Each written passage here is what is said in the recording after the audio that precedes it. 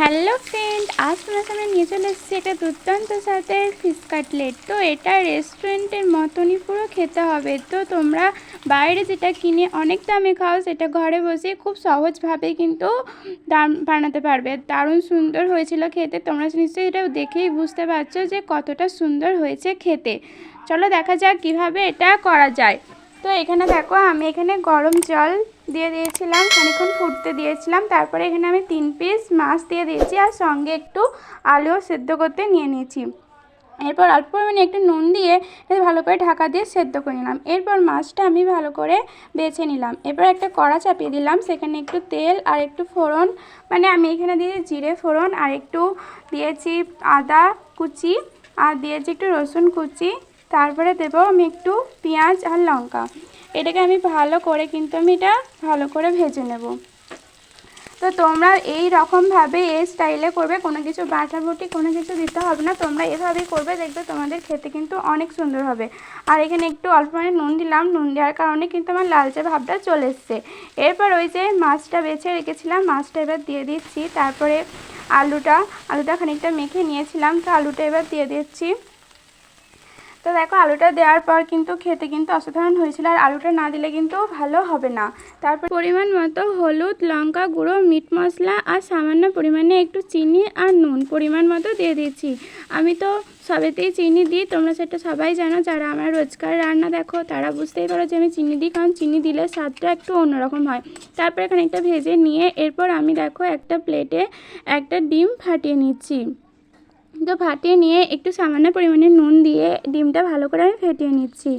ফেটানোর পর ওই যে ব্রেড গামস করে নিয়েছিলাম, তার আগেই আমি তারপরে ব্রেড গামসটা আমি করেছিলাম পাউরুটি, যেগুলো পাওয়া যায় পিস পাউরুটিগুলো, ওগুলোকে আমি গুঁড়ো করে নিয়েছি। এরপর একটা দেখো, আমি একটা শেপ দিয়েছি।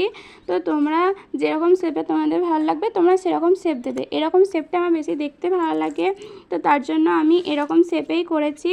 তো তারপরে আমি দুবার করে কোট করে দিয়েছি। তোমরা চাইলে একবারও কোট করতে পারো, কিন্তু একবার কোট করলে ভালো মুচমুচে ভাবটা আসে না, তাই আমি এটা দুবার করে কোট করে আমি কিন্তু ফ্রিজে রেস্টে দিয়েছিলাম প্রায় 2-3 ঘন্টা। তো তোমরা ফ্রিজে রেস্টে দেবে, তাহলে কিন্তু ভাঙবে না। যে ভেঙে যায় বা ফাটা দাগটা চলে আসে ওপরে, সেটা কিন্তু আসবে না। তোমরা এরকম স্টাইলে করে দেবে, তোমাদের অনেক সুন্দর হবে, অনেক ভালো হবে। এভাবে আমি চামচে করে সব সমান করে নিয়েছিলাম। দেখো, আমার 3টে রেডি হয়ে গেছে। তো এরপরে আমার তেলে ভাজার পালা। আর তেলে ভাজার সময় যা সুন্দর সেন্টটা উঠছিল না, কিছু বলার নেই, এত সুন্দর সেন্ট উঠছিল। খেতে তো দুর্দান্ত স্বাদের হয়েছিল। তোমরা একবার ট্রাই করে দেখবে, তোমাদের আর রেস্টুরেন্টে বা কোনো কোথাও যেতে হবে না, ঘরে বসেই অল্প খরচে কিন্তু এত ভালো একটা জিনিস খেতে পারবে। আর আমাদের মাছ তো আমাদের প্রায় ঘরেতেই সবসময় থেকে থাকে। তো মাছের হবে, ডিমের করলে ডিমের হবে, যেরকমভাবে করতে চাও সেরকমভাবেই কিন্তু হবে। আমি কিন্তু মুচমুচে করে লাল করে ভেজে নিয়েছি। তো এটা দেখতে যেমন সুন্দর হয়েছে তেমন খেতে কিন্তু দারুণ হয়েছে। যে জিনিসটা দেখতে সুন্দর হবে সেই জিনিসটা কিন্তু খেতেও ভালো লাগবে, আর খেতেও মনটা যাবে। ওপর থেকে একটু বিট নুন আর একটু লেবু ছড়িয়ে নিয়েছি।